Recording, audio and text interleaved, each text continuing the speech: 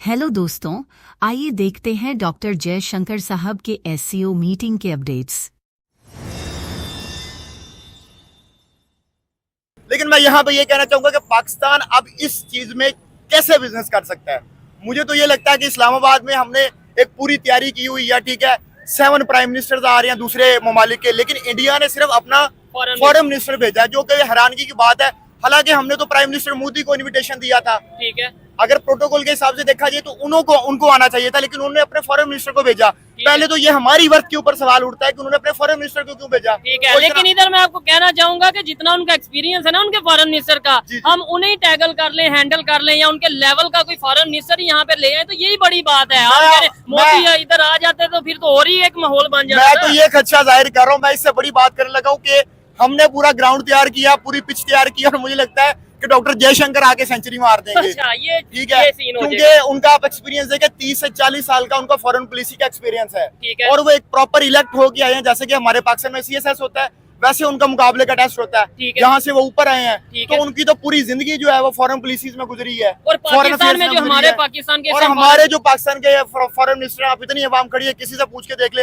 किसी को नाम तक नहीं पता। पाकिस्तान के जो वजीरे खारजा का क्या नाम है, पाकिस्तान के फॉरेन मिनिस्टर का क्या नाम है, क्या नाम है? चोर। क्या? हाँ, चोर है, चोर।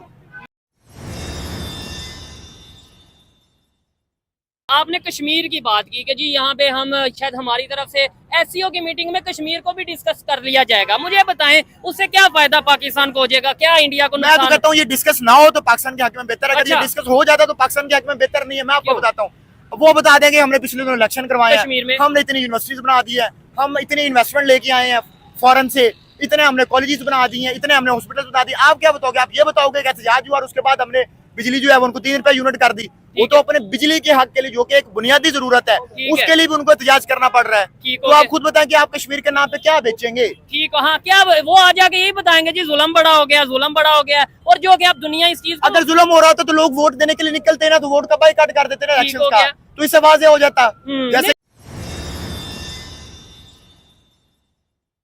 कि डॉक्टर एस जयशंकर ने पाकिस्तान में घुस करके कहा था ना, घुस के मारेंगे, तो पाकिस्तान में एंटर करके उन्होंने पाकिस्तान के वजीर आजम को आईना दिखाया और साफ लफ्जों में कहा, आतंकवाद, अलगाववाद, कट्टरवाद नहीं चलेगा, नहीं चलेगा। 15 अक्टूबर की एससीओ की मीटिंग में आपके पाकिस्तान के इस्लामाबाद में बेशक बहुत बड़े बड़े पॉलिटिशियन आए हुए थे, चाइना से, रशिया से, बहुत बड़े बड़े डिप्लोमेट आए हुए थे, लेकिन इस पूरी दुनिया के कान और इस पूरी दुनिया की आंखें जो अटकी हुई थी, और पूरे दुनिया के मीडिया के कैमरा के लेंस अगर अटके थे तो डॉक्टर एस जयशंकर के स्टेटमेंट पर ही अटके हुए थे। क्या ये बात मैं गलत बोल रही हूँ शोएब? नहीं, इसमें कोई। अब रही बात कि काले चश्मे पे बहुत बात हो रही है, ऑब्वियसली बाप गया था भाई, और मैंने तो ट्वीट भी किया, तेरा बाप आया है, मैंने तो ट्वीट भी किया था उस गाने के साथ। काले चश्मे का डर, डॉक्टर एस जयशंकर के काले चश्मे का डर पाकिस्तान को, जयशंकर जी की तेज तर्रार बातों से कांप गया पाकिस्तान, सुबह के मॉर्निंग वॉक से चौंक उठा पाकिस्तान। जो तहलका मचाया डॉक्टर एस जयशंकर ने पाकिस्तान में, अब उनकी वापसी के बाद पाकिस्तान कलपता हुआ नजर आ रहा है, कलपता हुआ। कोई ये कह रहा है कि मोदी को ही आ जाना चाहिए था, कोई ये कह रहा है कि सिर्फ डायलॉग से नहीं चलता है, ट्रेड और ट्रीटी पर भी बात करना चाहिए था, कोई ये कह रहा है कि इन्होंने तो जम्मू एंड कश्मीर पर बात ही नहीं किया, करेंगे क्यों? हमारा अखंड भारत का हिस्सा है। डॉक्टर एस जयशंकर बहुत ही एनर्जेटिक, बहुत ही पावरफुल और बहुत ही ब्लंट स्पीकर है, बहुत ब्लंट स्पीकर है।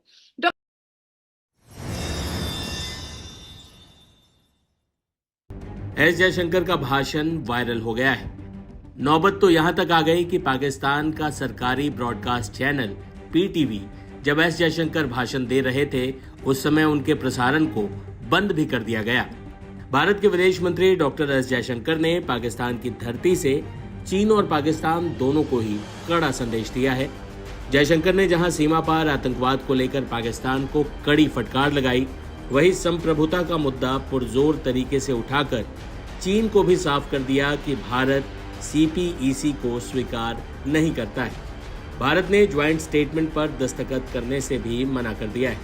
करीब एक दशक बाद किसी भारतीय विदेश मंत्री की ये पाकिस्तान की पहली यात्रा थी। एससीओ शिखर सम्मेलन में जयशंकर ने पाकिस्तान और चीन का नाम लिए बिना ही उन्हें धो डाला। बता दें कि डॉक्टर जयशंकर जब भाषण दे रहे थे तब पाकिस्तान के टेलीविजन ने समिट का लाइव प्रसारण बंद कर दिया था। जयशंकर का ये बयान ऐसे समय में आया है जब चीन ने कश्मीर के मुद्दे को पाकिस्तान में उठाया है।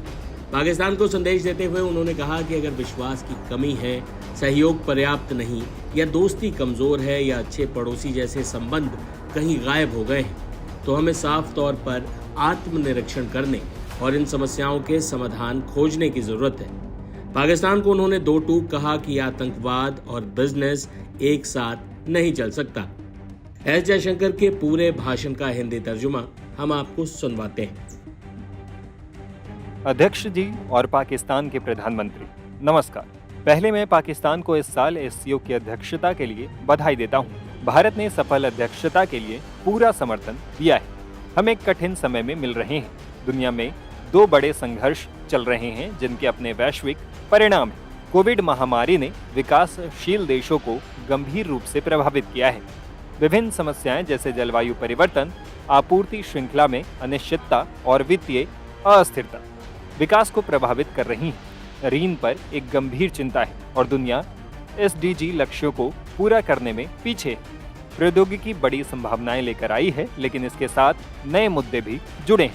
एससीओ के सदस्य इन चुनौतियों का सामना कैसे करें, इसके उत्तर हमारे संगठन के चार्टर में है। मैं आपसे अनुरोध करता हूं कि आप चार्टर के अनुच्छेद 1 पर विचार करें, जो एससीओ के लक्ष्यों को बताता है। इसका उद्देश्य आपसे विश्वास, दोस्ती और अच्छे पड़ोसी संबंधों को मजबूत करना है। ये क्षेत्रीय सहयोग को बढ़ावा देने के लिए है। ये संतुलित विकास और संघर्ष की रोकथाम में सकारात्मक भूमिका निभाने के लिए है। चार्टर ने यह भी बताया है कि मुख्य चुनौतियां क्या हैं: आतंकवाद, अलगाववाद और कट्टरवाद।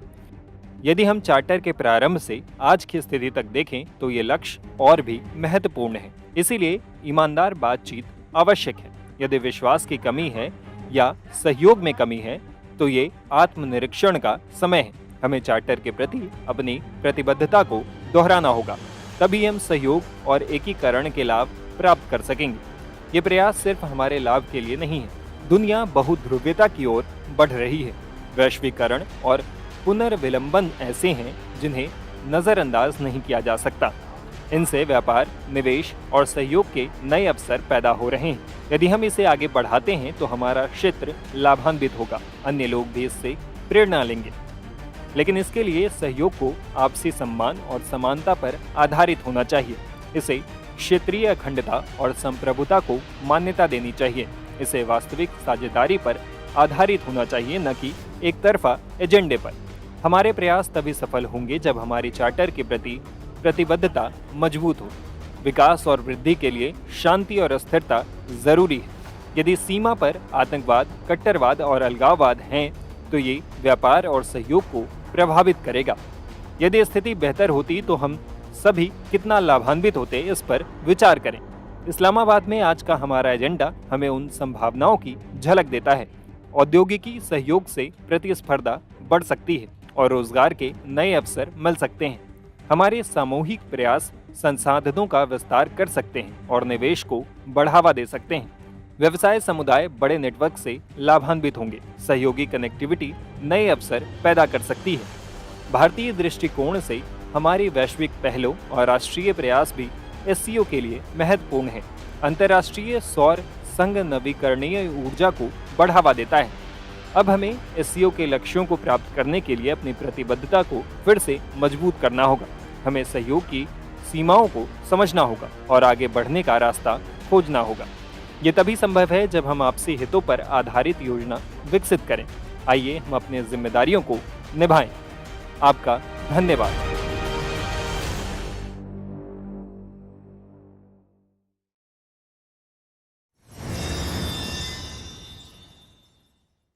डॉक्टर एस जयशंकर तो इंडिया वापस चले गए और उन्होंने थैंक्स पाकिस्तान का मैसेज भी किया, लेकिन पाकिस्तान के अंदर एक नई जंग का आगाज हो चुका है। जंग कुछ इस तरह से है कि एससीओ समिट में पाकिस्तान के पॉलिटिशियन, पाकिस्तान के वजीर आजम ने कश्मीर का जिक्र क्यों नहीं किया? क्या पाकिस्तान ने कश्मीर को इंडिया के सामने बेच दिया है जो इन्होंने जिक्र नहीं किया? और ये जंग जो है पाकिस्तान और इंडिया के मीडिया तक पहुंच चुके हैं। इंडिया मीडिया का ये कहना है कि आप एससीओ में भी कश्मीर कश्मीर कर रहे हैं तो पीओके भी हमारा है और गिलगित बल्तिस्तान भी हमारा है। तो एक शदीद किस्म की जो जंग है वो देखने को मिल रही है, जबकि अगर हकीकत में बात की जाए तो एससीओ समिट जो है मल्टीलैटरल फोरम है, ये बायलैटरल नहीं है। और डॉक्टर जय शंकर ने ऑलरेडी क्लियर कर दिया था कि मैं इंडिया और पाकिस्तान के ऊपर बात करने नहीं जा रहा, मैं एससीओ का अच्छे सदस्य होने के नाते से जा रहा हूं। सो देखते हैं कि क्या पाकिस्तान को इस बात की ज्यादा खुशी है कि डॉक्टर जय शंकर आए या फिर इनको कश्मीर चाहिए। या दोस्तों, ऐसी ही और दुनिया भर के मीडिया में भारत की सुर्खियों को जानने के लिए इस चैनल को लाइक, शेयर और सब्सक्राइब करें। धन्यवाद।